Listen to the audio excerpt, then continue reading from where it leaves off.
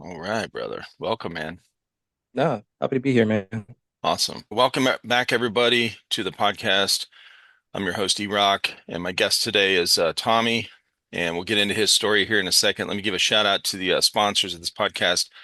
All the links for the sponsors are in the descriptions of all of the videos and audio versions on every podcast app and platform out there. Some that I never even heard of. So you can find the descriptions or the links in all the descriptions there. Shout out to Skirmish. Go to skirmish.net to check out the, in my opinion, the most badass stat tracking system for Airsoft that you can use in any field around the world that has skirmish boxes set up. You can go to episode 157 to find out more, where I talk with Brandon about that whole system. He goes through a whole breakdown on that thing and what it can do and all the features on it. It's pretty awesome. Go check out skirmish.net. And shout out to Jackal Tactical. They are a store and field up in PA that have been around for a while.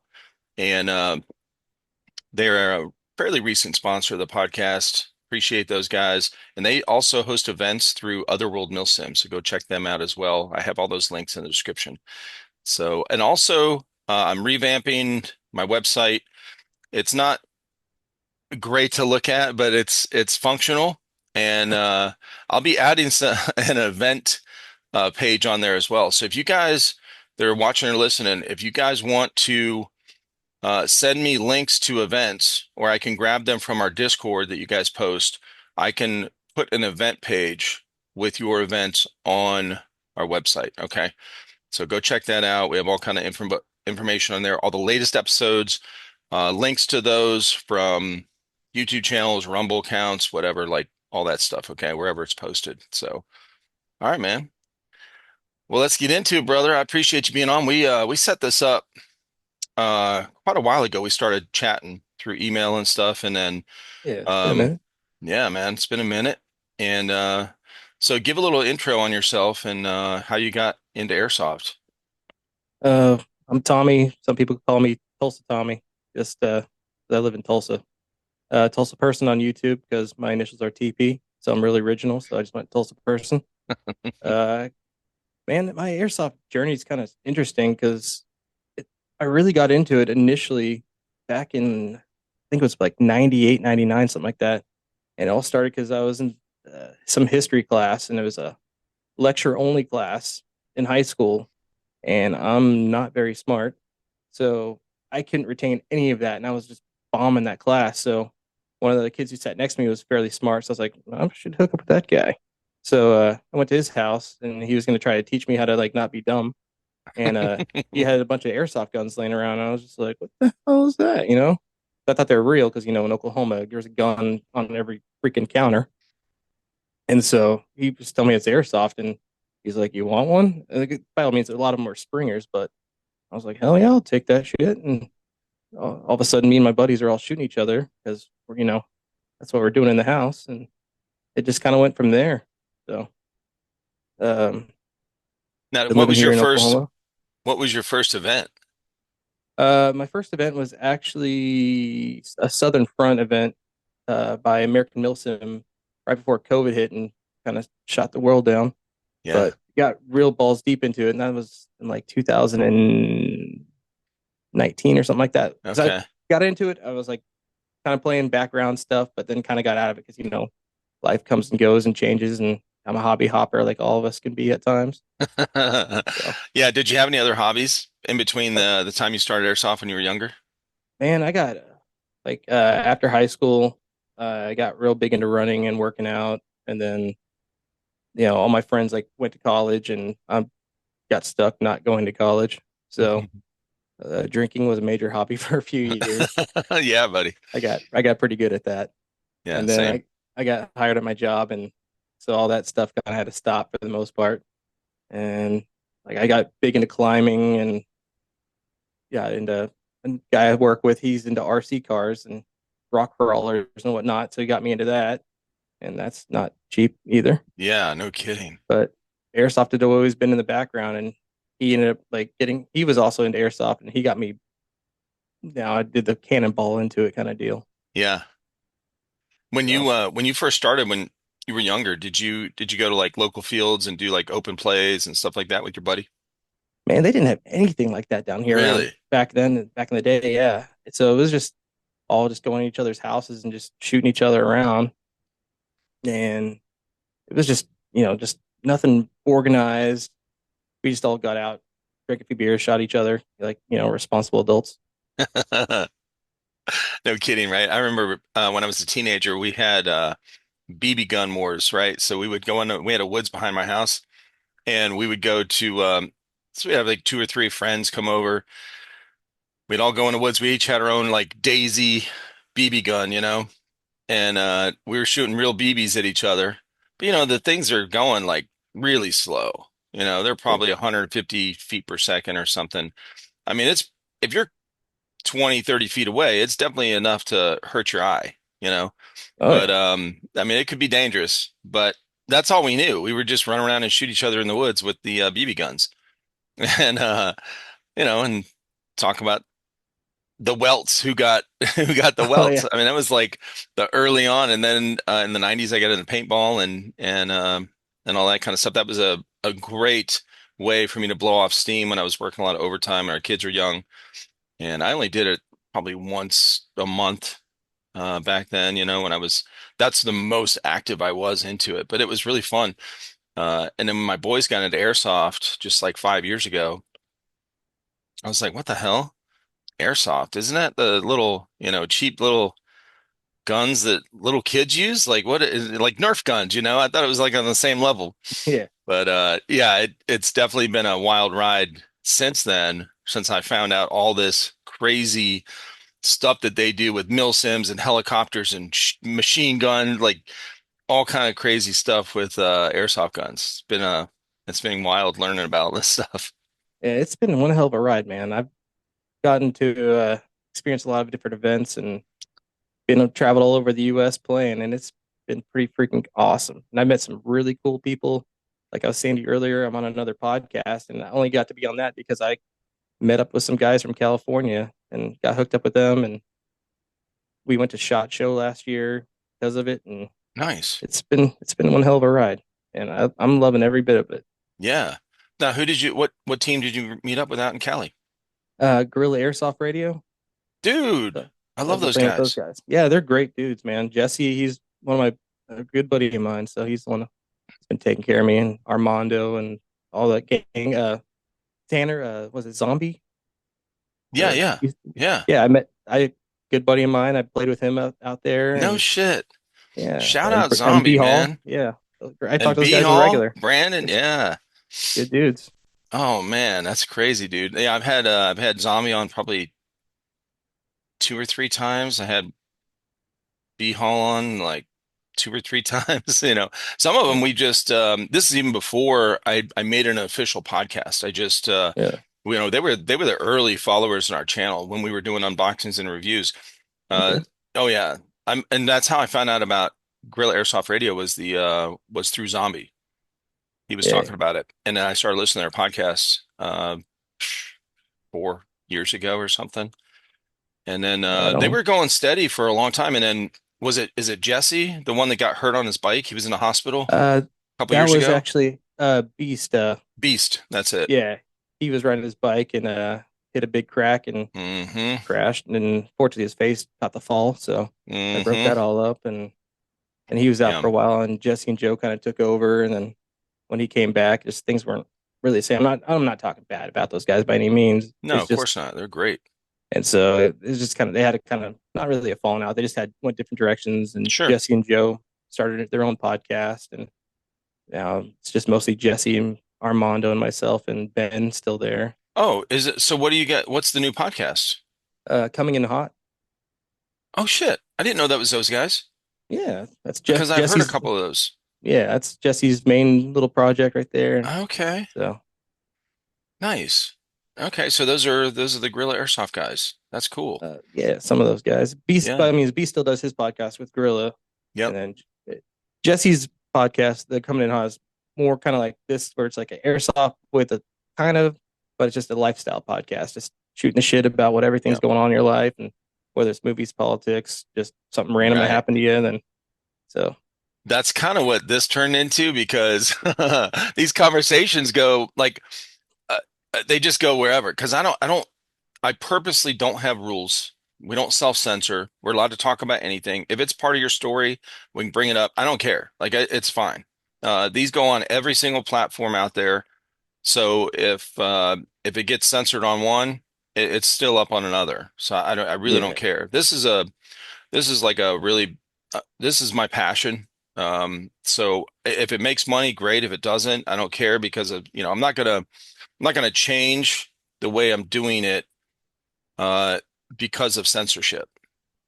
That's just not I'm not doing that. So yeah, if sometimes politics has come up, and that's always a real touchy thing. Sometimes religions come up, who knows, it's just like if that's part of somebody's story, I'm not gonna stifle that, you know. It's just yeah, I like, appreciate that too. That's real. yeah, dude, that's me. I'm genuine in real life. That's how I am. If we're friends, I'm loyal, and I'm genuine. You're always gonna know how I feel about something. You're never gonna have to wonder, does he really mean that, or is he really? No, I say what I mean. I mean what I say. That's it. I It's like real that. simple. It's not hard to understand. Okay, so, It's easy to respect someone like that too. I hate fake people, man. dude, I can't stand when people are fake, and I feel like social media has kind of cultivated this environment of bringing out the fakeness. Okay. It's like, just not only that, it's not just let's show the highlights of our life. Like, you always see, like, that whole thing about social media. I was just talking with somebody yesterday about this, about how it's the highlight reel, right? You're not going to post something that's real negative. Most people don't.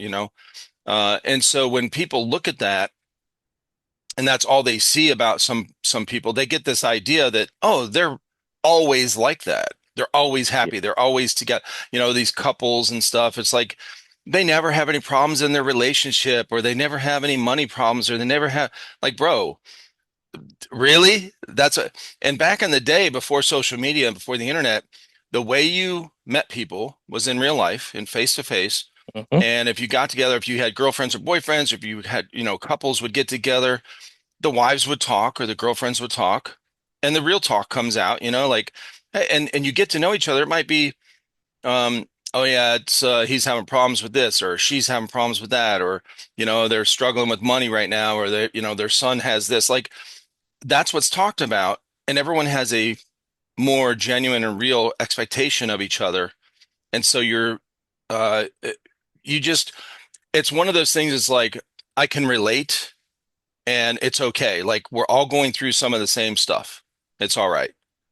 And now yeah, we have this really, uh, I guess, I don't know, what do you call it? Disillusion, or just, you know, unreal expectation of people's lives.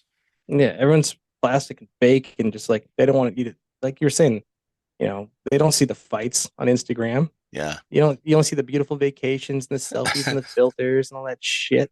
The And filters, you're I like, know, bro. yeah, it's like I woke up like this. Yeah, Hmm. short, bald, and shaped like a pear. That's what I got. Oh, dude. Yeah, yeah, I've always been just real, man. Like, I don't care. It's I fine. respect the shit We're out of all, that, man. you know what, the way I thought about it too, once, when I was an adult, when I looked around, I'm like, how do I think about other people? How do I look at other people? And if you see somebody, like, the first thought that comes in your head when when you first meet somebody, how they're dressed, you look at the physical part, right? Hmm. And your mind makes judgments. You can't help. That just happens instantaneously. So now, based on your personality, all the things you've gone through, maybe you make a harsh judgment, maybe not, but you're 5 minutes into the conversation, if you're talking with that person, all that physical stuff that you made those kind of prejudged about goes out the window. Hmm. You and it's about the person and their personality and their story and that kind of thing, and you make a connection. That's the real connection. Like that's not, all the physical stuff, the superficial that we see really goes away when you meet somebody and you hear them talking and you have a conversation with them. So I thought, well, if I'm thinking that of other people, I guess they're probably feeling that same way. So Oh, absolutely. it helped me not be vain and worry about my looks so much, which I really didn't care that much anyway. But you know, it does help though. Like people, look, we're not really judging every little thing about you, okay? About your appearance. Don't worry about it, okay? Like for real. You're unique in your own way and how you look. The important thing is your character, right? And how you treat other people. Absolutely. And I find as I get older, I give less of a shit of what I'm wearing and how I don't give a shit about brands. Yes, you do. Be You you. would not wear a pink shirt with rainbows on it. Well, I'll give you that, but I got I a little wouldn't bit either, too bro. much respect for myself. I'm telling you. Yeah. But I do have some actually, dignity left. I saw a shirt the other day at some store. I don't know. It had like a rainbow on it. And it said the world was better without social media, and I was like, "Hey, fucking men to that," Yeah. because like going back to everyone, all they care about is their likes and getting in their people's faces and all the bullshit just so I can get attention. Yeah, Life is so much easier. one of the things I noticed here doing this was the when I have people on as a guest, when I invite them on, the ones that have a harder time like just opening up and just talking real and not like trying to think about every word they're saying are the ones that don't really have a YouTube channel that they care about. You know what I mean? Like they're Hmm? the ones that have YouTube channels they care about, they're the ones that typically are the ones that are like self-censoring. They're trying to say these other words that you can't say, or they'll say the R word. I'm like, what's the R word? Are you saying retarded? Are you saying rape? Like, what are the things Yeah, that we're not supposed to say? I'm like, dude, just talk normal. It's okay. It's yeah, okay. Dude. yeah. We talk about that quite a bit. Yeah. Right. So, but yeah, man. So you've been around, man. I'm really impressed with this patch wall you got back there. What is going on with that? Where have you been? Where have you Oh, played? How many yeah. events have you Like been I to? said, I've been probably 20 different events or something. I've been from Virginia Beach at Ballahack all the way to you know California. I played at Lion Claws. Been to New Mexico, Texas, a bunch of stuff in here in Oklahoma. I've been all over the place. The next one I got is Reindeer Games in December Okay. down in Fort Hood. So I just and then a lot of this was SHOT Show. They gave patches out everywhere, so Oh yeah. I got quite a bit. There's probably, I don't know, 100 or 200, maybe 300. I don't know. That's a There's just lot. yeah. That's cool, So man. but I want to get down to was that the Guardian Center, South Carolina? Is that where that is? I I want to get think that's down in Georgia. Yeah. It's Georgia. fairly Okay, close that's to the here. Georgia. Okay, yeah, that's I the think one. it's Perry, Georgia. Iron Horse. Okay, Iron Horse. Yeah, that's where Uh-huh. that is. Yeah, I'm trying to get down to that one. Probably do that next year, but Yeah. I don't know. I'm just gonna. Yeah, All Perry, depends Georgia. what my work schedule is and if I can Yeah. get off and try to get a group of guys going. So Oklahoma to Georgia, what is that? 3 states away? A Let's little bit see. more Where do than you get that in? Yeah. because we're right above Texas, so I have to go through. It's Oh, like okay. Arkansas down. I don't depends if we get to go Louisiana and Mississippi and Alabama to get Do you there. drive to But most of these events? uh, I flew to California, Okay. and then when I went to Ballahack, I drove out there because I was just gonna screw it. Let's just go on a random road trip, and then Dang. ended up at Ballahack. So that was How pretty long was fun. that? I think it was like 19 hours. Okay.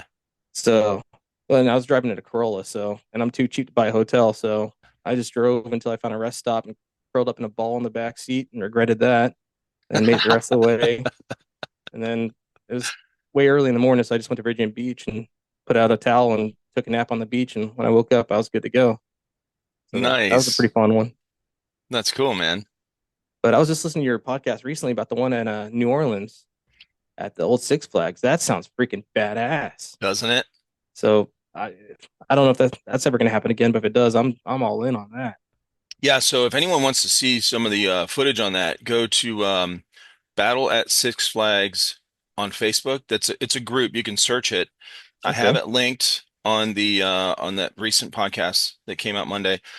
Yeah, check out that because go to the media part of that page of that group, and you'll see everyone that went there was invited to post their pictures, their videos, anything, media from that event in that one spot, which is really convenient that they had that done. So yeah, it's awesome, man. I've seen some videos on YouTube and seen those guys climb up the top of those roller coasters. It's freaking insane. That would be Yeah. a freaking blast. Yeah, it's crazy, dude. Yeah, the one popular video I saw was Airsoft Alphonse, Yeah, I his saw that one. video.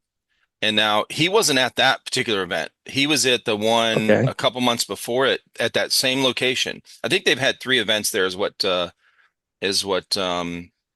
Freddie said. They were the third.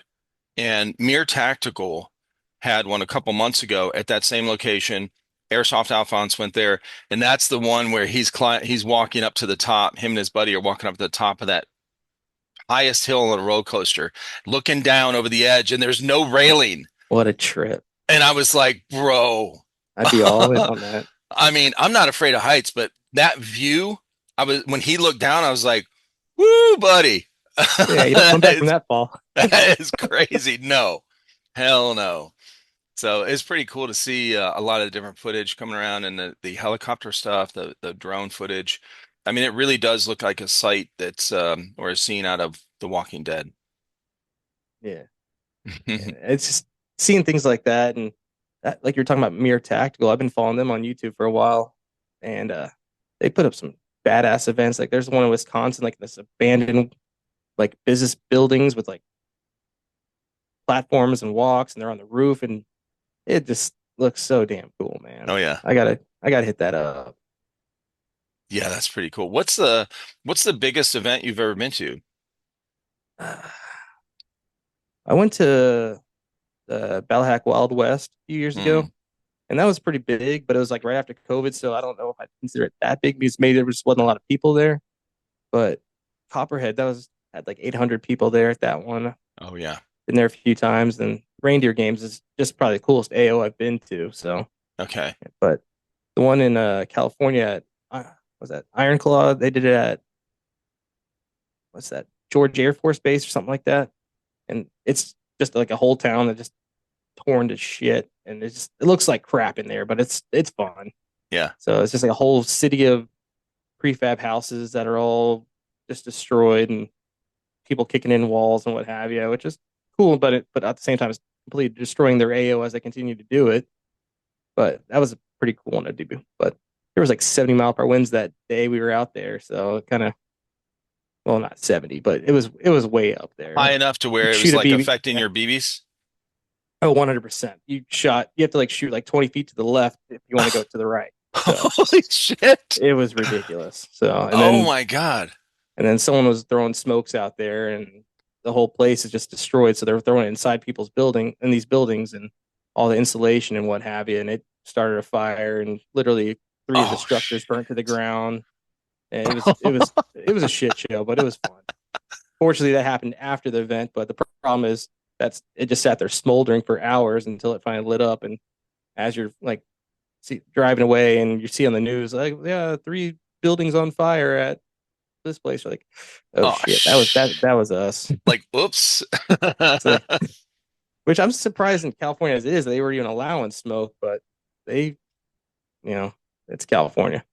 They normally don't. Yeah, and that's what recently with Cherub Milsim run by Hmm. Jax and some of his guys, they've been working on they just came out recently in the last 6 months or so with new type of pyro that is flameless, no sparks, no nothing like that. So they'll be able to be used in California, in California. California. Yeah, right. But yeah, that's going to be a huge game changer out there because, like you said, like even smokes and stuff, they're not even the cold smoke, what they quote unquote call Yeah. cold smoke, is it still Yeah, they'll, burns. they'll burn the shit out of yourself with the cold Yeah, smoke. So, absolutely. But I So actually ended they're up buying a bunch of that Sharab stuff after listening to your show. So, oh shit. well, yeah, well done to you because Oh, you thank get some you. commission off of that. No, man, no, I love connecting everyone. That really makes me happy to hear. Shout out Jax and Cherub Milsim. You guys are awesome. I mean, Jax has been around, in airsoft for a very long time, 20 years or something. His crew that he runs with, those guys, they're all most of them are prior military, some of them are like special forces, trained and that kind of thing. So a very, very good group of guys. If you've seen them, you've seen or their videos, you've seen that, what they call the chupa, or no, the Hmm. fupa, that car. Yeah. So that's actually how I met him. I was at Okay. Stonebreaker a few years ago, and I was filming, and this green police car rolls up that says Fight Club on it. Okay. And I was like, what the hell is that? And it's got a gun turret on top. It's got a gun sticking out the side window. I mean, I'm like, what the hell? I started filming that thing. Then I went over and talked to him and met some of his guys. And that's how we met. And I was like, dude, I'd love to have you on this podcast when we get back from this event. And that's how we started. So yeah, shout out to Jax and Cherub Milsim for making some cool ass grenades that everyone can use. They just revealed a new landmine type of grenade at this most recent event at Battle at Six Flags, and they had Ty Southern. Shout out Ty. Uh, if you want to see what Ty does on the daily, go to his TikTok, McNubs13, I think it is. I think I have a link for That's a it. great name. That's a He great name. So if you don't know Ty, anyone that doesn't know him, I had him on the podcast a couple times. One with his whole group. Him and his crew run SFH, still fucking here. It's a apparel company. They have t-shirts and stuff like that. You can look them up, or you can find it on the link in my description with him and when I had his crew on. But and then I had him on recently, just like 2 weeks ago, when he came back from that event, the Battle of Six Flags. So him and his crew went out there to set up a tent, and this was their very first airsoft event.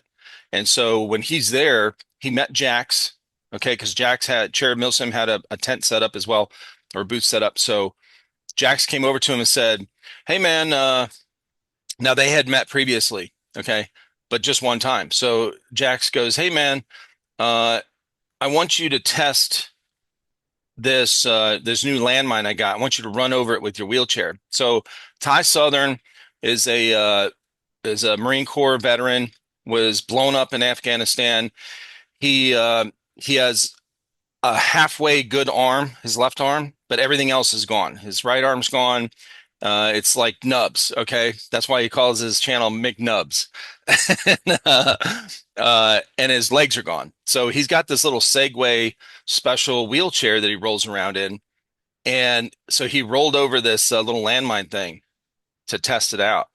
And so Jax was like, "Hey man, you're the best uh, guy to test this out because you've already stepped on a landmine, been blown up. So you can try this out with your wheelchair or whatever." So it was, we talked about that on the podcast. Me and Tyler did, but yeah, it's pretty cool, man. So yeah, they're making moves that are going to be for these grenades that are going to be cool to see how they're going to be used in California, where they have all these fire bans, that kind of thing.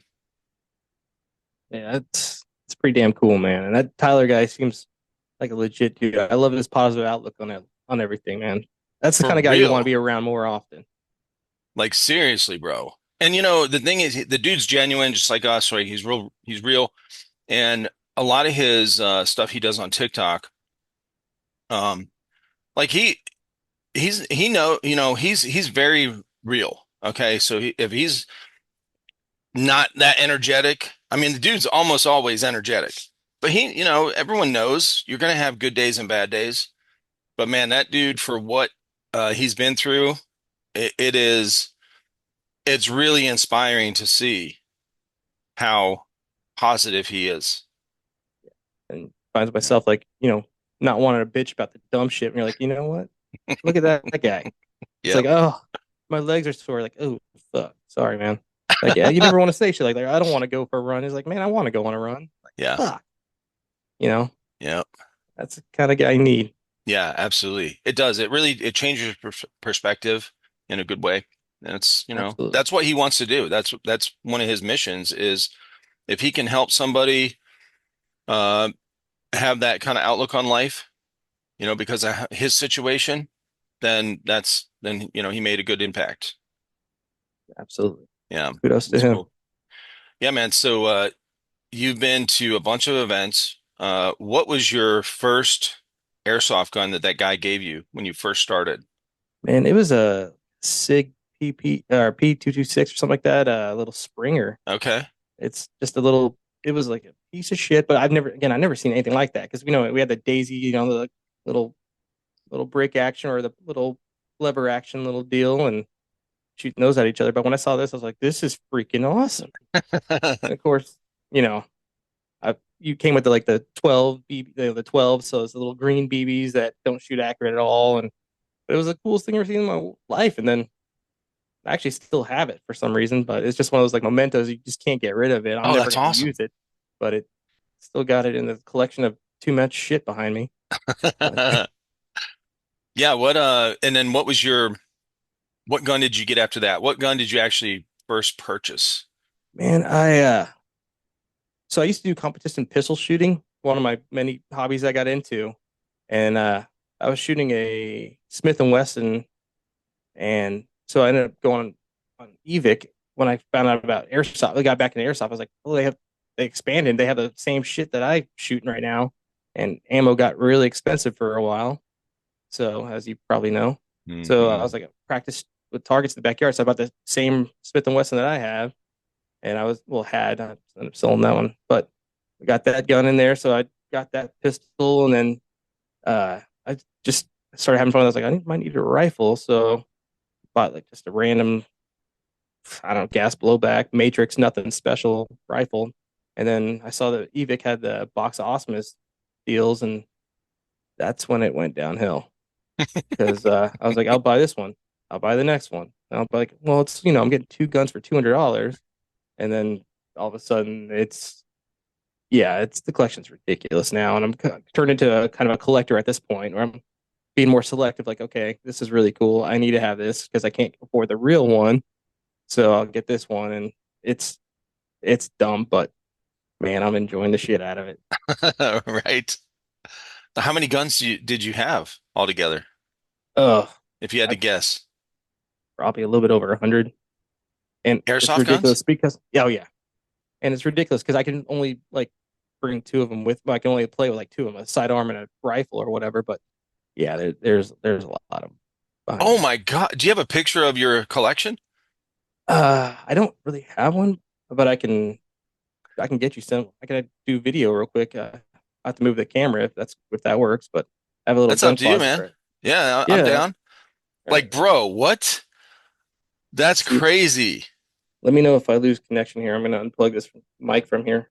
That's fine. Go ahead. Can you hear me? Yep. Okay, cool. All right. How do I turn the video around on this thing? Can you turn video around on this? I really don't know. I have I don't no think I've idea. ever used Zoom on my phone I'll just do it like yet.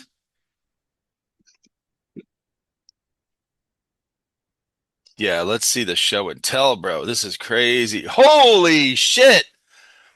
I got a problem, man. This is awesome. It's freaking stupid. Dude, look, anyone that is only listening right now, if you're not watching this video, I'm going to explain this thing. This is one of these short videos you see on TikTok or Instagram Reels or something where the guy opens the door and says, this is like the dream gun room. Holy shit, dude. I got a This is fucking problem. amazing. Yeah, I spent too much money on this stupid shit, but god damn it. No, dude, that's amazing. What's your It is favorite one out of there? Like you've got to have, so you've got the six shooter thumper, right? The 40 millimeter. Is that the yes, sir. ICS one? Yes, sir. That's the one we had. Okay. It looked like in an AT4 type of thing. Rocket launcher. Uh, man, that is. Oh, dude, I'm so glad you Yeah. showed me that. I mean, this is like, because you had the door closed back there. I mean, this is awesome. Yeah. Well, Holy like cow. every kid, like, growing up watching those movies and, they press a button and fucking all this stuff like pops open. And I'm like, why can't I have that? And I'm like, wait a minute. I'm an adult. My mom can't tell me no. So I was like, fuck it. I'm going to do it. So I Yeah. got a little thumbprint deal. And what's crazy? So I'm in the basement right now, and there was a third bedroom in the basement, and I'm never gonna use this other than like my little whatever, my little man cave, as you will. Yeah. And so I ended up framing up the door around the basement and buying one of those magnetic locks that you would have at a bank you get to press a button to unlock it. Well, I framed it, put a bookshelf on it, and to get in here, you actually have to press a button that you don't know where it's at, and it turns into a hidden bedroom. So I was like, this is something I've always wanted since I was a kid. So I have a hidden we're in a hidden room right now in the basement with a closet full of too many guns. And yeah, kind of This liking it. is awesome, man. Right on. So it's been fun. Holy cow. So are most of those guns from like BOAs? I'd probably say probably 20 of them are from BOAs, Okay.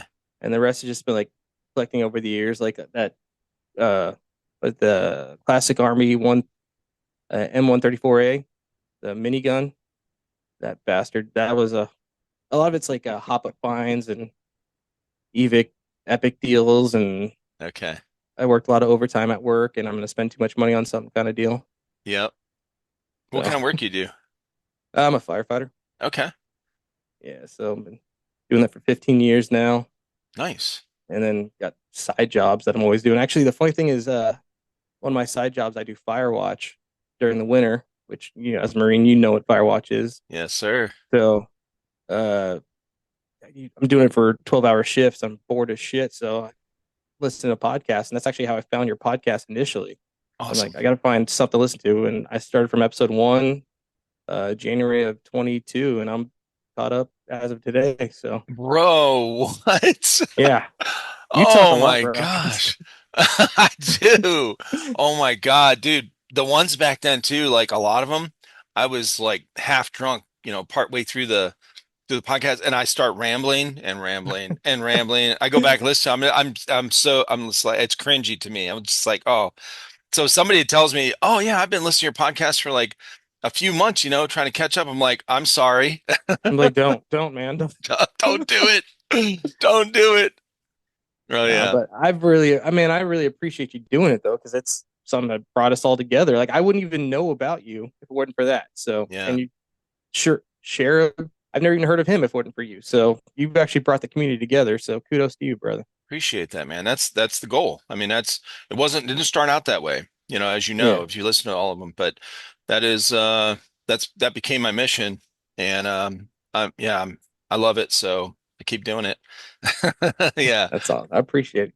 Yeah. There's like we were just talking about I think me and Freddie were just talking about there's this like award thing that RGK does every year, and it's actually starting this month. The nominations go from October 1st to October 31st, and I think the stuff gets posted in November and Jan or in November and December, and then um, so anyone that wants to nominate Freddie, well, VFA, Veterans for Airsoft, go to RGK. I think it's rgkairsoft.com. You can go there and nominate him or VFA for, I forget what they have on there. It's like event host or um, something like that. Something that has to do with hosting events. Go nominate Veterans for Airsoft for that. That'd be awesome. But one of the things that I won't be nominated for the podcast, which I don't mind. I'm not saying that just to sound funny. I really don't mind. It's one of the stipulations on there for the podcast thing is that you have to do one podcast per month without a guest, like without a special guest. And that's not what I'm about. So Yeah, I love doing like what we're talking about, the connecting everyone. That is my mission. and that's trying to get all this stuff done before, I mean, who knows? We're not guaranteed tomorrow, you know? Yeah. So I Absolutely. want to make as many connections with people and their stories. And this is one of the things that I'm really passionate about because what we were talking about, a little while ago, or earlier, early on, is that when you meet people in real life and you hear their stories, they're most of the time it's inspiring, right? It's helpful, it's positive in some way. Either you can relate to their struggle or you can relate to their overcoming those, like the successes. And those can be inspiring. And I feel like that's one of our purposes here on Earth is to help each other in some way, maybe like that. Maybe in other ways, you're a firefighter, so you're doing those kind of helping people in a different way every day that you're at work. So yeah, man. So how did Yeah. you get For sure. into, yeah, dude, how did you get into firefighting? Man, it's kind of like one of those destiny things where it was just meant to happen. Like all my family's firefighters. I got Okay. because I'm from New York, and so I've got a bunch of families FDNY. We're in Oklahoma now. Well, I'm in Oklahoma now, Yeah. and the cost of living was through the roof in New York, so there's no way I was going to go back. And Yeah. I got a job here, and I'm stuck here now. I'm 15 years in on the job, and it's at my department you have to be paramedics as well. So paramedic, been doing that as well, and it's been one hell of a ride. Yeah, man. Seen some shit I wish I didn't see. I've done some cool stuff, and Yeah, I was gonna say, and you probably heard this story before with the podcast, whatever. It was one of my buddies that we grew up together. After the military, he went back home and became a firefighter, and he still is. And he's about ready to retire. Uh, and one of the things when I got out and went back home that him and I talked about was the car wrecks. yeah, I didn't realize back then, this was like mid 1990s, that I was naive. I just assumed firefighters go to fires. That's it. yeah, An ambulance goes to a car wreck. No, man, like a lot of car wrecks. And he was talking about a couple of the car wrecks that really impacted him, like really affected him, right? They yeah. couldn't get out of his head. Were involved little kids, and That's always the kids that get you, it's man. always the kids, man. And he was talking about that because I had already taken the test, whatever that civil service test, whatever you take the firefighter Hmm. thing. And I was always wanting to be a firefighter. It was like this thing, when I was growing up, my mom was always like, "Oh, you're going to be a firefighter." That's what I was interested in after the military. And when he was telling me about the car wrecks, we had, I think, three little kids at the time. Nope, no, that's Yeah, okay. That's not for me. I didn't know how it would affect me as a person at home. yeah. It's hard not to take what you see there home. It's Yeah, it's hard to leave the job at the job, yeah, yeah, but yeah, man.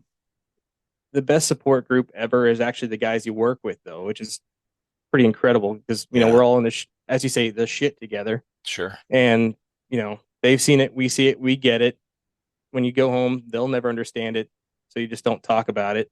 Yep, Then you start getting angry over the dumbest shit. You're quiet, and what's wrong with you? And you're like, you having to listen to your girlfriend bitch about her hard day where the guy didn't leave a tip, and you're like, oh yeah, I just had a dead baby, but I understand you really had a hard day. So you don't tell her that, but that's what you're thinking in your head the entire time. Like, yeah, you can't do that shit. They don't understand. It's not fair to play those games. So you just lock it yeah, up and then talk to each other and get through the shit.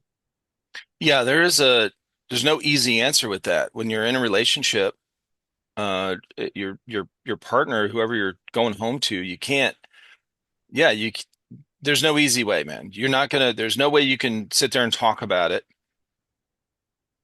and then if you don't talk about it, it kind of builds like it just. Yeah, there's really no way to talk about that kind of stuff without Yeah. somebody that knows. Yeah, and my girlfriend's always asking like, how was work? I'm like, oh, it was good. And you're like, I never tell her anything. She doesn't need to know. Yeah, So just let her be naive and be like, oh yeah, life was great, roses and sunshines and rainbows. Yeah, man. Yeah, car And wrecks are pretty violent, man. I mean, especially now, you were talking about social media earlier. Uh, we see these videos with the dash cams and stuff, especially like big trucks, hmm and you see these car wrecks on the freeways and stuff. I mean, they're so violent. You're talking about 6 or 7 thousand pounds of steel and rubber and all that stuff, flying down the road at 70 miles an hour. Like hmm it's like a giant missile. And the sudden stops and the smacking into stuff, like, bro, things can go wrong in a millisecond, you oh, know. it happens quick. It's just ugh. Because like you were saying earlier, everyone thinks that firefighters do fire. Honestly, I'd say 80 to 85% we do is medical.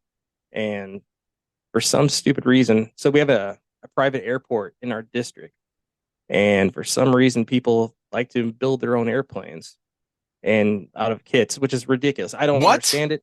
Yeah, but you can build airplanes, and like when you rebuild a car, when the car breaks down, it's just on the side of the road. Well, when you're Yeah, flying this airplane and it breaks down, it doesn't stay in the air, man, and they lawn dart bro. hard, and it is bad for a few years. I'd probably say for a solid 10 years, we had about two plane crashes a year, and it never went good. But then all of a sudden it just stopped. So I don't know if people just realized, hey, maybe I shouldn't do this or what, but I'm okay with it. I was like, just keep flying past our district. I'm okay with that. But it is, yeah, some of the nastiest shit I've ever seen in my life is those plane crashes. Uh-huh. And then we have seasons because like you have motorcycle season come the spring when it starts getting warm. People on the motorcycles so are like, okay, this is about to wrap up. It's about to get ramp up. Yeah, And then holidays is always suicide season, so that sucks. And then the kids are it's always the kids. That's the worst ones. I've seen, a bunch and you don't give it it sounds morbid, but I don't give a damn if this guy does a dumb decision. But the 13-year-old girl who had a bad day at school and can't take it, that's the one that gets you. yeah, And unfortunately, there's a lot of that going on. So, yeah. but it is what it is. It's a job. I've been here doing it, got 10 more years, and I plan on retiring. So, Well, go find something else and enjoy it. I appreciate your service, man. All you guys, shout out to all the LEOs out there, law enforcement officers, the first responders, firefighters, all that, because people talk about PTSD, they automatically assume it's a combat veteran, and I'm like, bro, the they might see combat for a year, right? Be in that situation for 1 year out of their 3 year enlistment, but firefighters, law enforcement, first responders, these guys that are showing up on car wrecks and fires and suicides and all that kind of stuff, they're seeing that kind of trauma pretty much on the daily for years and years and years and years and years. Like, this is so I think a lot of people discount the when they talk about PTSD. I think a lot of people discount the or don't think about the these, first responders Yeah. that have to deal with that kind of stuff. But yeah, man, shout out to you guys. Yeah, Much I appreciate the support, respect. brother. And same to you, Yeah. man. You've been through it. You're in Yeah, the military, so it's yeah, we appreciate you, man. Big time. Somebody's got to do it, like means a for lot. real. Somebody's got to do it. Yeah, And it's sometimes not I regret pretty. it. Yeah, I mean, my buddy was talking about the motorcycle thing, that was one of that his very first motorcycle wreck was a guy that um he had a helmet on, but he didn't have like he just had like jeans and a t-shirt. hmm But he was going they guessed that he was going probably 130, right? 130 miles an hour on no traffic. It was, real light traffic on this road that we know. It's this highway up in Northeast Ohio called Route 8, and it goes from like Cleveland to Akron. And there's some curves, that they're not too tight, but the guy must have been going fast enough to where he's trying to make the curve, but he kept sliding over and he hit. You guys know the medians, right? The concrete The barriers in Jersey the middle. barriers. Yeah. Yeah. And they've got the light posts, okay, that are built into them. And so the square of the light post sticks out a little bit from the concrete barrier. Well, he caught his leg on that, is what it looked like, is what he said.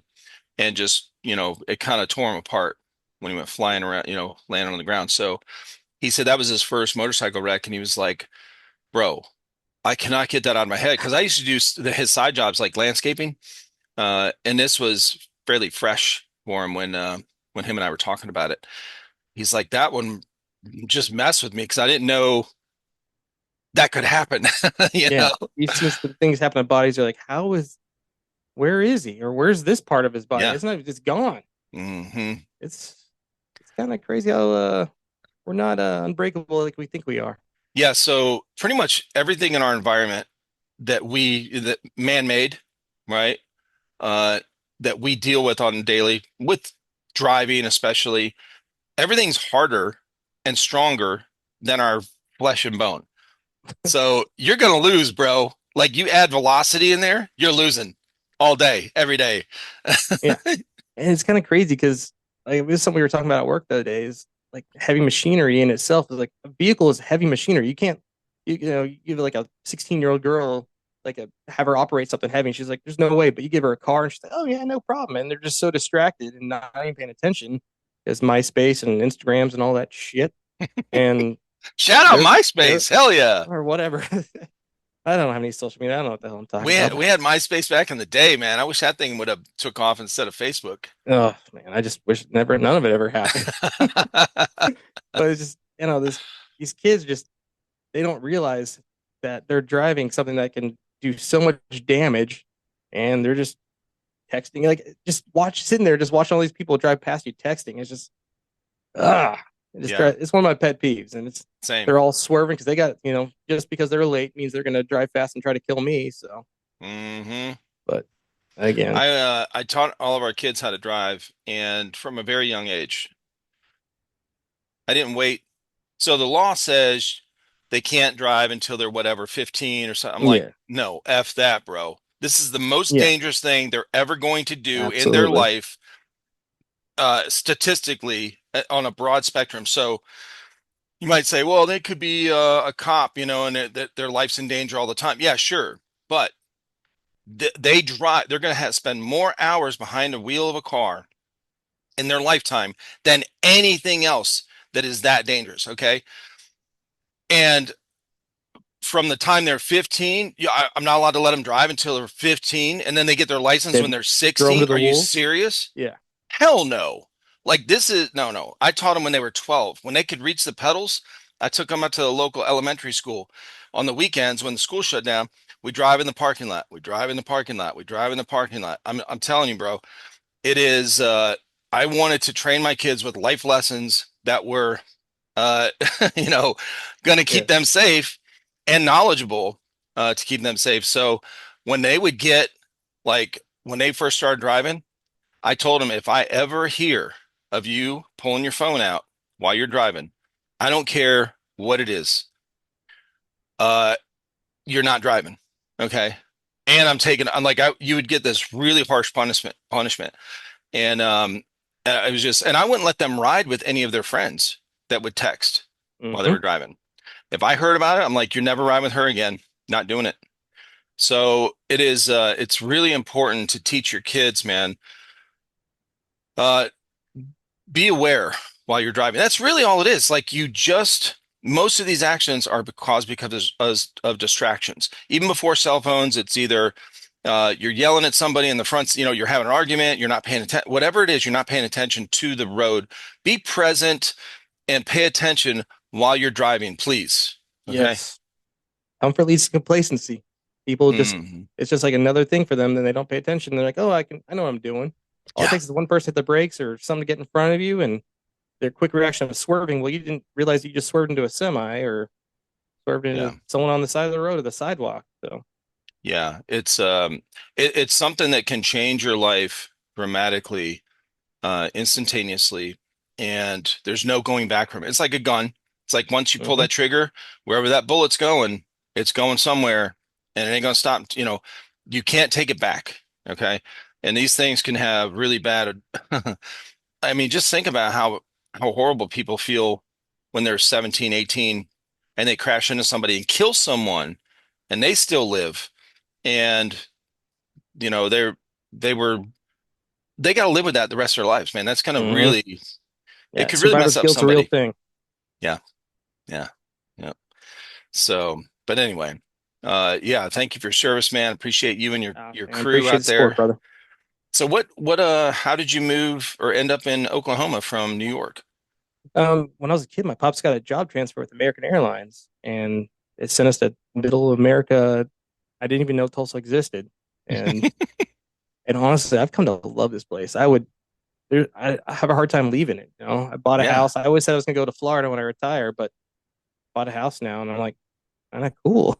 I want to Yeah. stay here. The cost of living is pretty damn good, and Okay. got a backup plan what I want to do when I retire, and so hopefully that all works out. And I, I'm telling you, man, if you ever have an opportunity to come down here, you got a place to stay here, brother. So I appreciate that. it's worth checking out. Yeah, dude. Of course.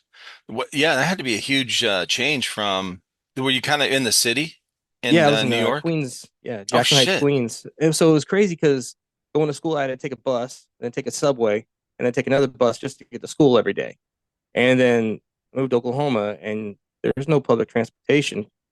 Well, there is, but it's shit. Yeah. And so it's like we got to drive to school. We don't even have a car.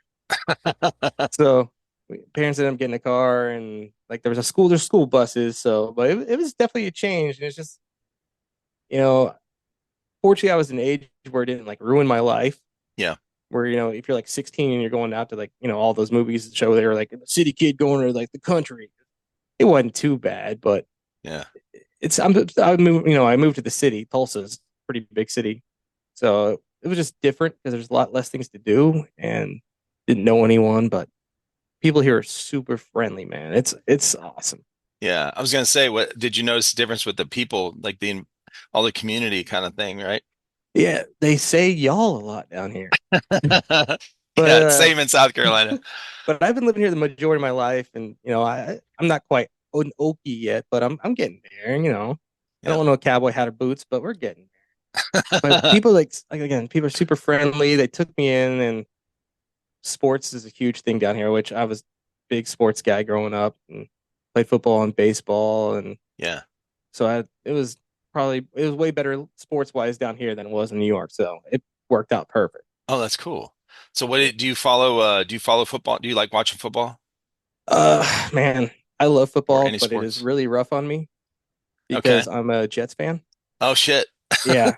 So I have Super Bowl I feel three. your pain, brother. Yeah. I'm a Cleveland Browns fan, so Yeah. I don't know if you saw the news yesterday. They decided to fire Robert Saleh, or which other head coach, and that's heartbreaking because I know we suck, but it's not his fault. It's our offensive line and our offensive coordinator. So why fire the head coach? yeah. And we have Aaron Rodgers. So I was super excited about last year. I was actually on duty that day, and I had my Wayne Corbett jersey on. I'm super pumped for the game, and we get toned out for a lift assist. I'm like, shit. So I take my jersey off and I go on the call, and I come back, and the medic crew is sitting at the station, and I was like, let's do it. And they're like, hey, Rogers out for the season. I was like, fuck you, man. Shut up. He's like, no, he tore Achilles. He's done. 4 plays in. I was just like, all this hype for the season, and it's over in 4 plays, and I missed the entire thing. So I never got to see that. And then baseball, I'm a huge Yankees fan. Grew up in New York. Okay. Derek Jeter's a god in my eyes. So we're in the playoffs right now. Yeah. So it's exciting. Which another funny thing, 2009, I'm on duty. It's bottom of the ninth, 2 outs. Yankees are about to win the World Series. I get toned out for a diabetic call. So go to that. We get to the guy's house. He's all gorked out, but he's got the TV on. I was like, and he's watching the World Series and it shows him celebrating. I'm like, oh, cool. They won. I missed it. Fuck. But it's all good. But Yeah. you miss a lot, but I got to see part of it. So That's cool, man. You're a good sports fan. I love to talk to people about, if they're passionate about a team or a sport or whatever, because it's something oh fun yeah. to do. Dude, I love it. I used to be big into fantasy football, but it's just these players have been pissed me off so much how they all need more money, and it's just I've kind of fallen out of like the as much as I loved it, but I'm still loving Yeah, I definitely the last couple years I don't like NFL as much it. Yeah, because of the rigged, stuff, whatever that's kind of obvious. I don't think every game's rigged, but there's a lot that there's a is lot happening. super obvious, bro. Like that more than once where players are running towards the end of the game, their players are running, they got the ball, however they got the ball, and they're almost in the end zone. No one's around. They could go in and they stop or they slide or they on the 2 yard line. I'm like, what the fuck? What? Like, Yeah. how do Or you, drop the ball for the end zone. how do you, okay, that's very obvious. So I've come to term now. The first year I found this out a couple years ago, I just did not watch NFL at all. I only watched college football. And I was really bummed that season. Okay. Now I'm at the point where I'm like, okay, I've accepted it. I'm not gonna, it's fine. I don't mind. Like we watch movies, it's all scripted and, Yeah. screenplayed and like and we still get entertained. It's fine. Just make it look good, okay? Don't make it obvious where the refs are in on it. They're talking to this player over here right before the play, and then before the play's even, they're grabbing their flag already before the play's over. Like, what are you doing, bro? Come on. And then Yeah. there, okay, so just don't make it obvious for us, please. All right, you And shits. But I started I'm playing fantasy football this year. This is the first year I've done it in like 10 years. My son-in-law invited me into his group. And so we started him and his guys, they haven't played, but a couple times. And so they're not real into it. So we did a non-paid league this time, okay. like no buy-in or whatever. And because these guys are just like, no, we're new. We just want to try it out. We're using this thing called Sleeper something, this app. It's really fun, man. So I'm 5-0 on my fantasy team right Well now. done. Well done. I picked Patrick Mahomes. I don't like Kansas City, Yeah, but I'm over them.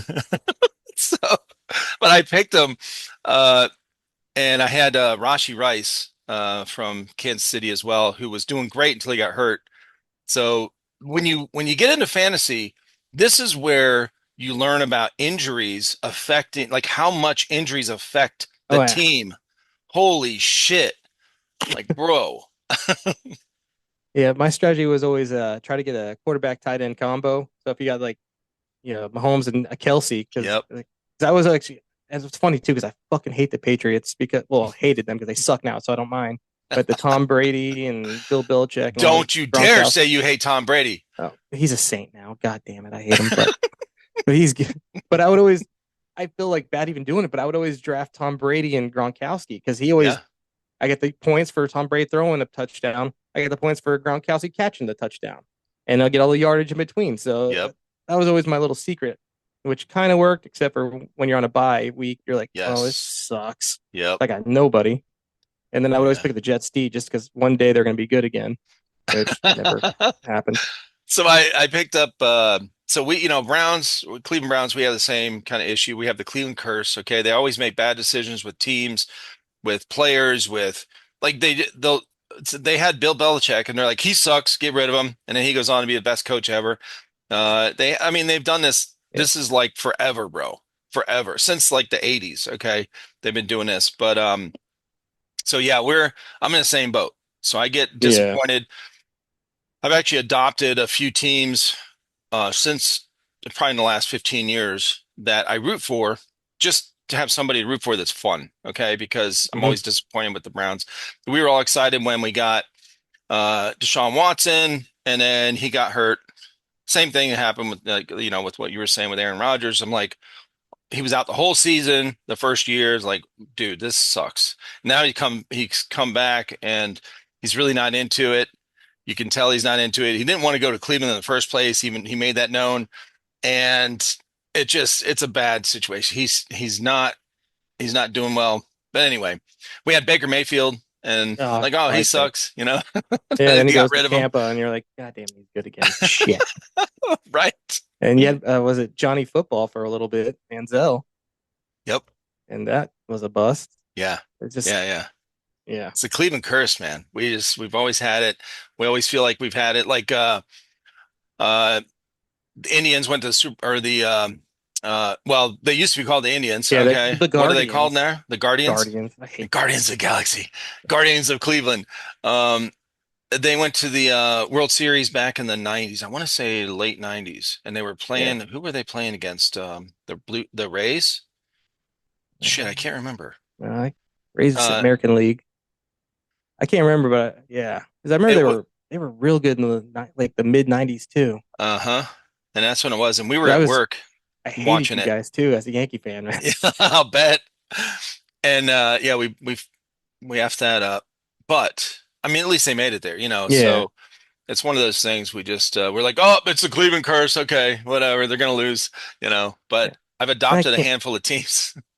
I hate that they changed their name too. I know the Indians offensive, yada yada yada, but it's like, come on, it's sports. Is it No, though? I mean, it's not a I don't think derogatory I term. don't think not to me at all. And I actually work with, I live in Oklahoma. We have a lot of Indians, Native Americans, whatever. Yeah, And I asked them about it. They're like, we don't give a shit. nobody It's does. it's the freaking white people that are like, oh, we feel guilty. We got to change the name. That's it. It's like they changed the Washington Redskins, and What are they, commanders you know, now? yeah, the Commanders actually liked it more when they were in the Washington football team. When they changed it for a few years like that, that was actually cool. Now the Commanders, that's pretty gay. But it's like I'm waiting for them to like make it where you can't watch Major League, the baseball movie because they're the Indians in that movie. Are they going to cancel that movie too now? And Yeah. like a bunch of high school teams Hey, here are gonna we they're need to go canceling buy shit. that Major League movie, okay? For real, before they I cancel love it. that movie. It's So do so I. good. But like a bunch of some college teams here in Oklahoma and high school teams, they're changing their names. Like we used to have a small little D2 college called they were the Redmen, and they changed it to the Riverhawks now because and it's an Indian town. They don't care. I know a bunch of people live there. Like we don't care. Yeah, It's you guys changed everything because you feel guilty about some shit that you shouldn't feel guilty for. no shit. But nah, Isn't whatever. that funny? That's a whole tangent that I can go off for a while. So Yeah, I mean that's just the I think it ties into all the social media stuff that we were talking about earlier as hmm well. Like this whole change in the society and culture and expectations and how people interact with each other and it's becoming more it's becoming less genuine, right? yeah, And more superficial, which doesn't I don't jive with that, bro. yeah. It's mm-mm. I'm becoming an old curmudgeon man as I get older. I'm just like everything, just like yeah. Like I don't want to talk about it. Like the news comes on, I just walk out like this is pissing me off. Yeah. Oh yeah. I can't even watch the news, bro. I hate it. We never have it on. I haven't watched the news in 20 years, or more actually. Uh, but we'll go over to my in-laws and they literally have this set time, like a family time. They get to, my father-in-law and mother-in-law get together and watch the news, right? Like they've done forever. Like let's get pissed off together. Oh, dude. And they have it on in the background all the time when we go over there. So I just go and get the remote and I change it to some kind of sports channel. Yeah, And they're like, "Oh, where's the news?" I'm like, "Yeah, it's gone." Okay. yeah. It's like let's try We happiness don't need today. that. Yeah, like when I get to work every morning, they're watching the news, and sometimes just like let's just watch Sports Center. Yeah. Sports Center makes us happy. We watch the news. It's like this person's shot, this person's dead, this happened in politics. There's a bombing over here. There's a protest over here, and Kamala Harris this, Kamala Harris that, and Trump's a bad guy, and yada yada yada yada. And I'm just Yeah. like we could music or sports. We're happy when we do that. We're here for 24 hours at work. Yeah. Let's not start the morning being pissed off. Right. And that's what it's designed to do. It's not designed, it's changed over the years, obviously, but Oh, it's it's not so designed to biased too. pass information. Right. No, it's a propaganda machine, 100% hmm propaganda. Oh, And the absolutely. thing that's frustrating, that's what's most frustrating. Yeah, it could be negative. Like years and years ago, the news was negative. Okay. It was like they're showing okay, there's a car wreck here, a little kid died here, there's a fire over here. Like they're showing what's going on and that kind hmm of thing that, it's a negative thing that happens and they're reporting that. Okay, that's fine. And then they have those human interest stories here and there that are, kind of positive. But now, probably, I don't know how long, 10 years, at least 10 years, it's been 100% propaganda machine. And the No, yeah, people that don't, like my friends or family or whatever, that don't actually recognize it as a propaganda machine, it makes me frustrated yeah. because I feel like, how could you be so naive? Like, how just stand back, like take, draw yourself out of it for a little bit and watch it, from a 30,000 foot overview. And those videos now that come out where people do the compilations where they do like one little screen here where they show this news reporter saying this from one channel, then the next, Hmm. let's say from MSNBC, then CNN, then from ABC, then from CBS, from all these different news sources, they're all saying the exact same thing. How could you look at that and say, what? That's not scripted. That's not Yeah. propaganda. Like, dude, what? And then you have like MSNBC, CNN, then you have Fox, and it's just complete opposite spectrums. And these people are bad. These people are bad. It's just, man, you see all these damn movies where like, you have regular Joe Schmo go be the president. Life is great. And it's like, we'll never have that, man. Yeah, no. It's just it's so scripted too. It's just And not only that, the other thing where people talk about, where you see these memes of, they show back in 1988, they show people that think, or they're saying, oh my gosh, in 2025, we're going to have flying cars. We're going to have all this technology and we're going to have, you know, all this thing. And then, no, we'll never have that because politicians want to keep you. They don't want that. They're not going to fund all that. They don't want to fund all that. yeah. They don't want a nice, clean looking city with nice roads and, no potholes anywhere and all this infrastructure that's really good. Okay. They don't want all that. They want all this chaos so that they can come in and be the quote unquote savior.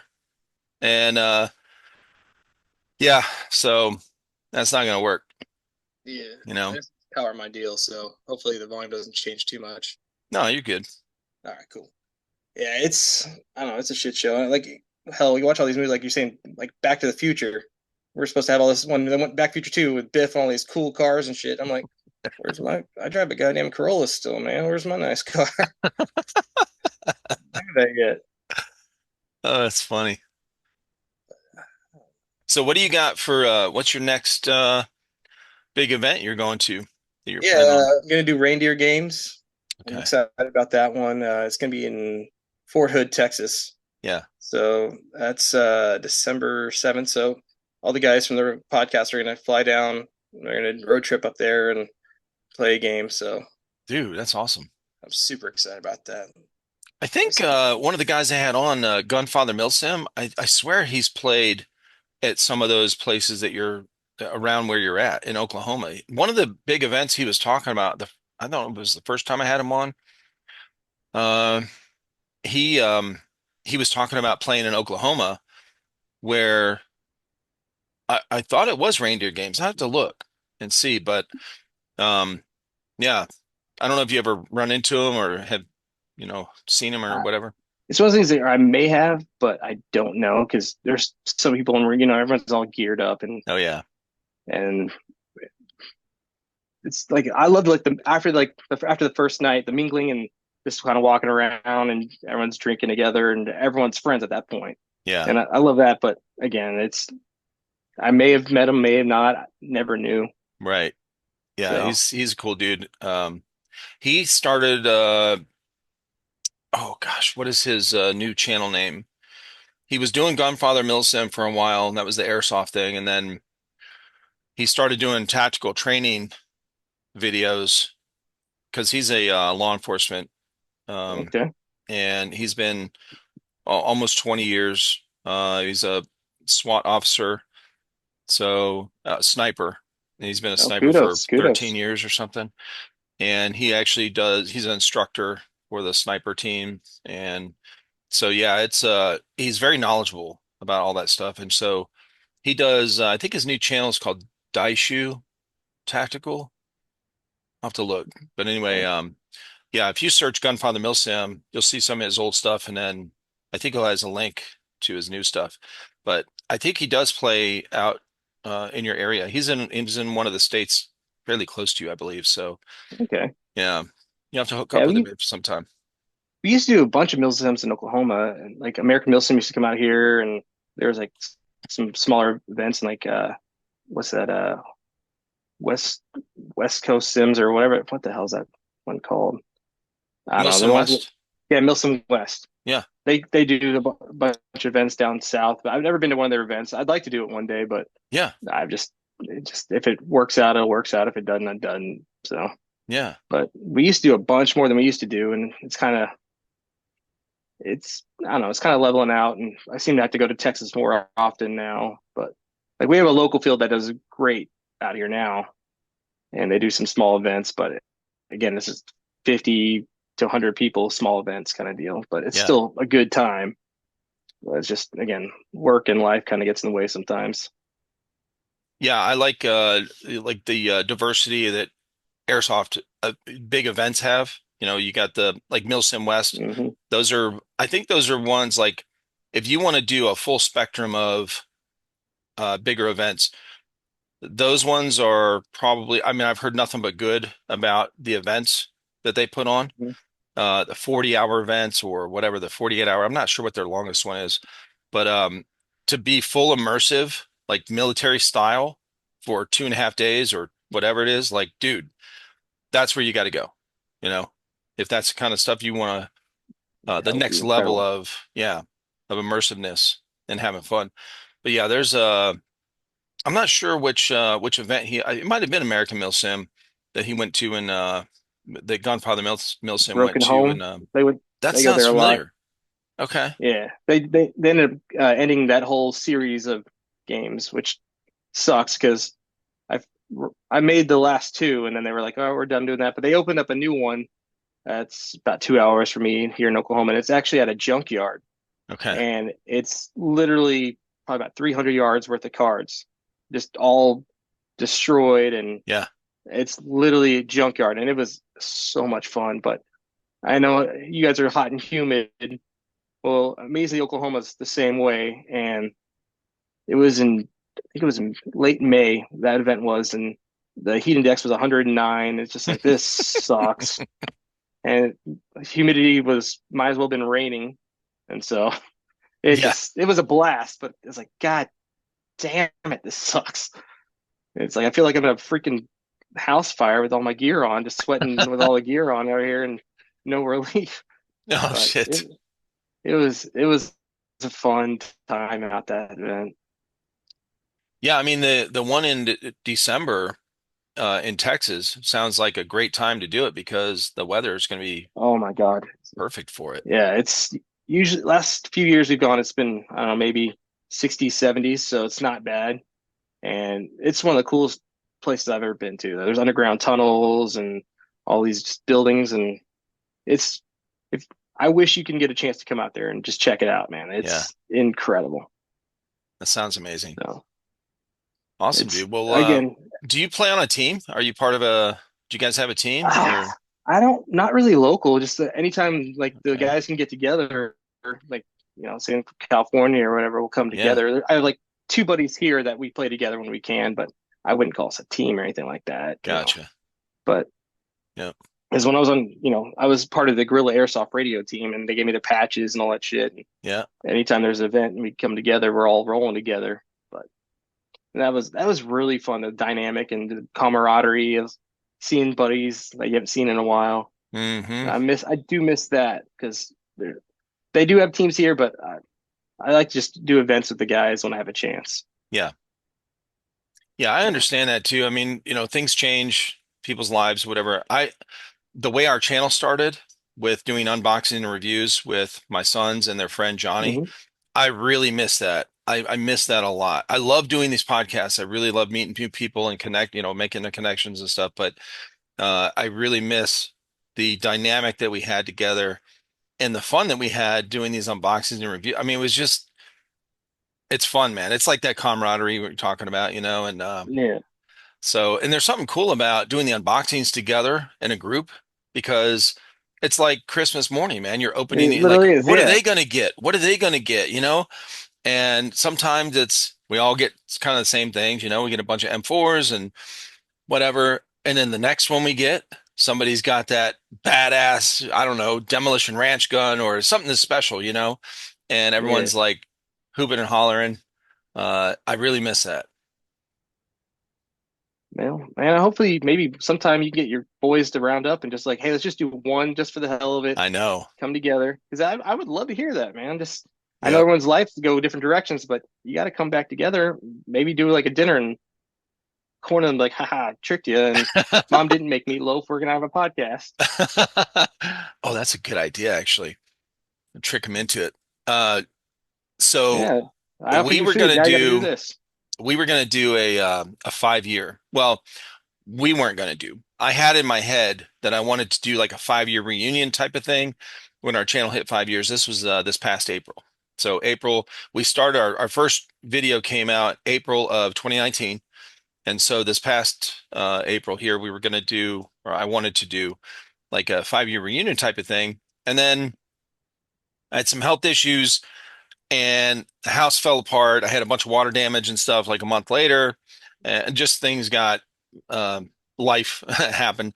And so I'm like, Yeah, well, I'll look, maybe we'll do like I don't know, I have to think of a cool thing maybe early next year to do, where we can do that and get yeah. together and I get all the guys Maybe do a together and Christmas episode together. yeah, Christmas. Dude, we always had so much fun with the Christmas ones that we did, the unboxings we did because we did giveaways for Christmas. So they were always fun. Yeah. All right, on. Yeah, that was our thing, Well, man. It if you was ever our do one again, man, I'll donate. yeah. Oh yeah, that'd be awesome. Yeah, we had I got too much somebody, shit here, so bro, I love that room though, man. And I love the fact that you still have your original yeah, the very pistol. first one from like Hmm. 1998. Yep. The next time you and I get together on here, uh I want to do like a gun show. Okay. So if you have a setup to where maybe I don't know if you could go through all those guns. That would be a while. But I think Yeah, it might be a minute, but pull up the heavy hitters. there's only one other guy I've had on that's had as many or more, and that is NEPA Airsoft. Don up in Pennsylvania. Okay. Northeast Pennsylvania is what his team, NEPA stands for. And Don's been playing around the same time, started around the same time you did, mid 90s. And he had, I don't know, over 100, hundreds of guns or something. I don't know. It was over the years, and he had pictures of all of them. And so we went through a lot of the pictures. He still had a lot of them on site as well, but he had sold a lot over the years. And but yeah, I love to see the gun shows, man. We have Yeah, Mayday-san. that would be fun. Yeah, one of the guys in Japan, Mayday-san, Yep, he I had remember that probably game. 30, 40 guns that he was showing. He'd pick them up, show them. He'd set him down on the floor. He'd reach behind and grab, he had a rack behind him. He'd show this one and he'd lay it on the floor. It was crazy. Yeah, we'll have to do that next time. Yeah, I'd love that, man. So everything else going all right? You talked about you had some health issues with the neck. Yeah, So it's is that going? Everything progressing? so I look like Frankenstein right now. I got two cuts here. This is the red one's the most recent one. It's healing up good. That longer one is the first one. Yeah, we're so now I'm just waiting on the next appointment to find out what kind of treatment to get and zap this shit out of my neck or whatever. I don't know. Maybe I'm patient Yeah. zero for The Last of Us, this because there was this fungus under our house that I didn't know it was until after, but uh yeah, I don't know. Who knows? I always joked with the surgeon, I'm like, yeah, cut these alien eggs out of my neck, because I don't know what they are. Hey Yeah, man, that's a so good attitude to go in with it because my girlfriend went through some shit too, and of course during COVID, COVID sucks as it is. So she's like, "Oh, I'm gonna go ahead and get cancer during COVID," and so we went through that whole deal, and it's not fun. But if you have a good attitude, man, it makes it. I mean, I'm telling you, your attitude is a big part of it. If you yeah, have that, I'm why me, I'm a victim attitude, you're not gonna do well. But you stay positive and just know that you're gonna kick the shit out of it. You got this, man. yeah, absolutely. Treatment sucks, but you're gonna lose some energy, but just stay positive and that'll get you through it. Absolutely, man. I'm to be honest, I'm not worried. I'm really not worried. I like that. That's I good. don't stress anyway, just my personality type, my whole life. I don't really freak out about shit. I don't stress too much, um, no matter what it is. And I'm kind of the same way with this. I'm just like, because I don't have any other symptoms, I don't feel sick. I feel good. Yeah. Like, okay, so I got this weird thing growing on the side of my neck, but like go cut it out, zap it, whatever you got to do, like we're good. I'm Hmm. okay. It's fine. And I'm used to not having energy. Like since I was paralyzed, that laying in bed, not doing shit. Okay, whatever. I got Yeah, through that's that. I could do it, you know. yeah, that's that Gombre. Like I've never even heard of that until you got it. And crazy enough, like three people in last month or two that I've I don't know them two of the guys personally, but like Trevor Bauer used to pitch for the Dodgers. He ended up getting it. Mhm. And then Freddie Freeman, the pitcher, he's also with the Dodgers. I mean, first baseman with the Dodgers. He his son had got it, and he was only like 8. And then Shit. one of my buddies, his dad actually has it right now, Yeah. and it's just like I've never even heard of this shit, and it's happening now. I don't Isn't know, that wild? man. So that's a hell of a battle you've been through, man. Kudos on that too, Appreciate bouncing that. back on that and not letting it take you down. Yeah, man. It's well, thank God. Thank God. It's yeah, I had a lot of a lot of support. A lot of support with family and friends. Big time, man. I definitely wouldn't be like, as positive going through all that if I didn't have my family. Yeah, a support system, man. They're huge. You're Yeah, talking about big your boy. time. You got your boys to come back in. That's awesome, man. Hmm. Yeah, they So they're oh yeah. I had them pick me up off the floor so many times. My wife's like, why don't you just use this walker over here? I'm like, F that walker, bro. because Okay. we're I'm not using the stubborn, man. freaking walker. And she's like, you're gonna fall and hurt something. I said, I don't care. I can't feel it anyway. I couldn't feel anything from my knees down. Like it was all numb. And Yeah, I was like, I don't care, yeah. whatever. Now I did fall once and like uh I did a split. My legs gave out. I did Ooh, a split and my hamstring, woo, buddy. Okay. That fucker was hurting. So then I like was pop that like, boy. okay, I'm not using a walker, but when I walk down the hall, I'm using my hands on the walls. Okay. I'm using my hands on Yeah, so, uh, but I just yeah, I said put the walker in the shed. That's it. I don't care. I'll roll out of bed. yeah. I rolled out of bed, and I'm not saying this to sound macho. I didn't want to give in, man. I just did not want to give in. I just felt like there's Hmm. as long as you can move something, okay, then fucking move. That's it. And so I would roll out of bed and fall on the floor. Our bed wasn't that high, but I would fall on the floor and just crawl on my elbows, just pull myself around because I'm fucking bored of laying in bed. Like I didn't really have a purpose. I just wanted to I crawl. imagine.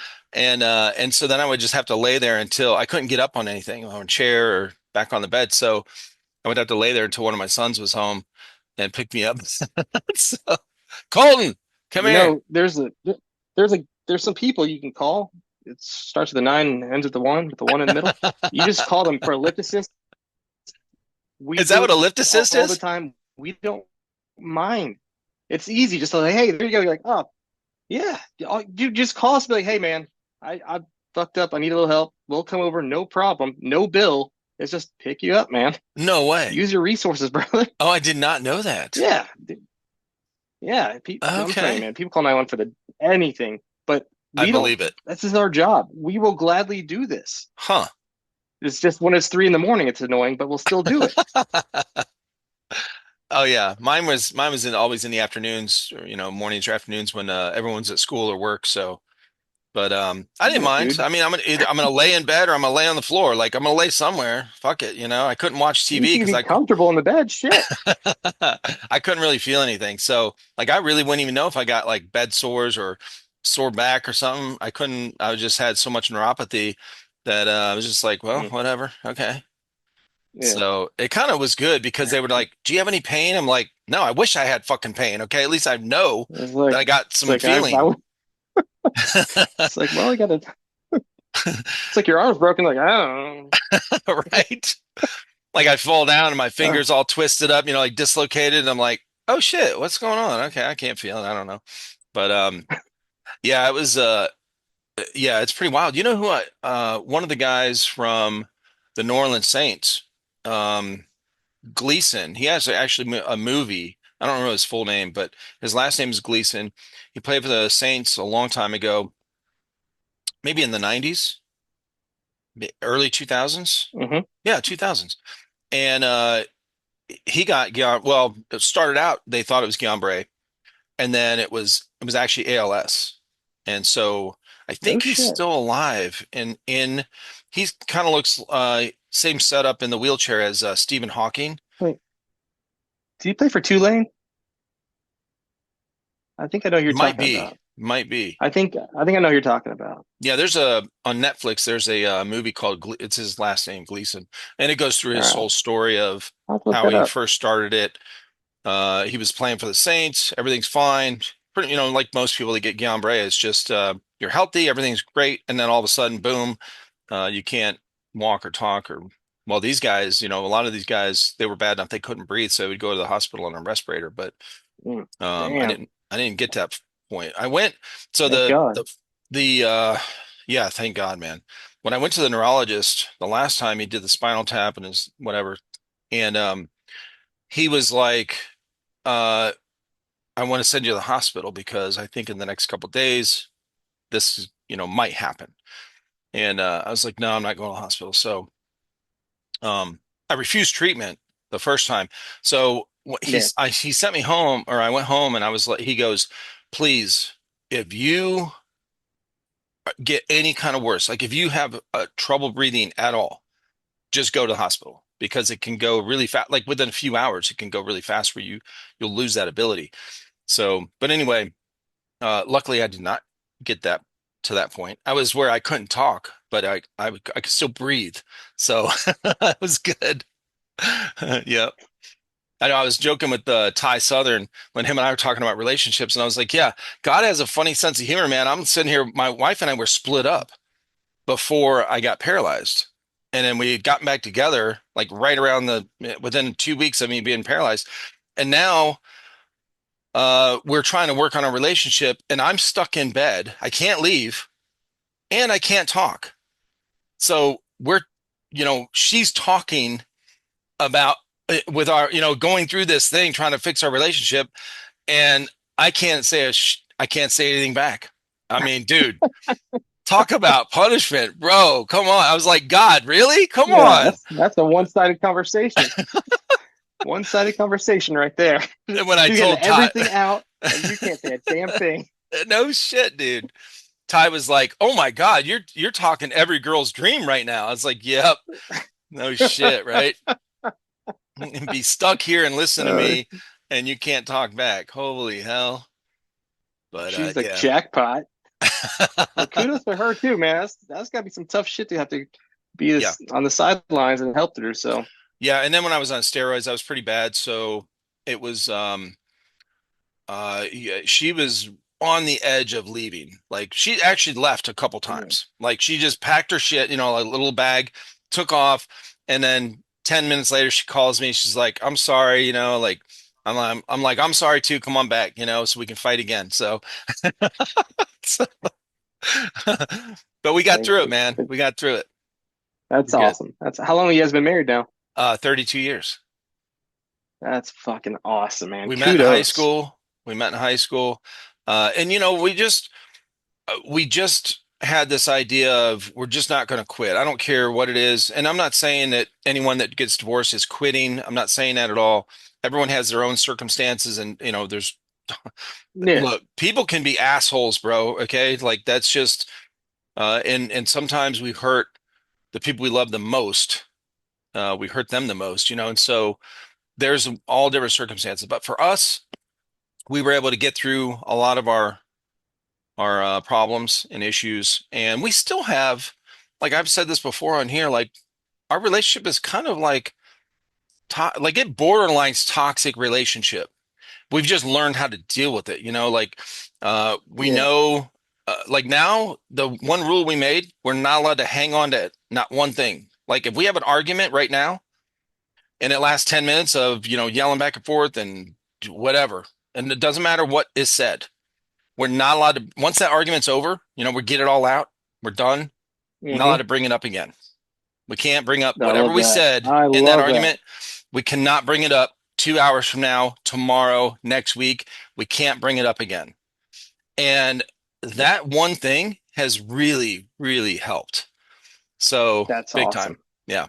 Because my girlfriend likes to bring up stuff that happened like a year ago or something. It's like, oh, by the way, I'm like, you said we moved on from that shit. Why are we still doing this? There you go. She's like, oh yeah, well, you left the toilet seat down. I'm like, well, fuck you.